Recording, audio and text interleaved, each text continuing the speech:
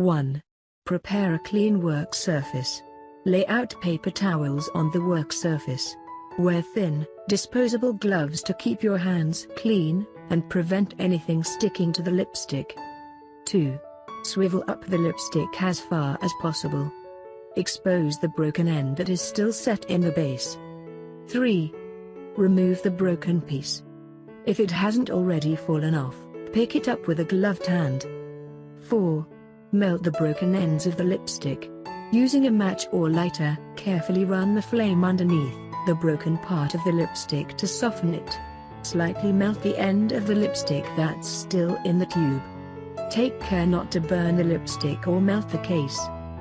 5. Connect the broken piece to the base. Press the broken piece gently to the base of the lipstick. 6. Seal the edges. Use a toothpick or the end of a clean match to gently move the sides of the lipstick together and seal the stick as one piece. 7. Put the lipstick in the fridge for about 30 minutes. Let it cool until it's completely solid. If it still feels soft, leave it in for a while longer so it doesn't break again.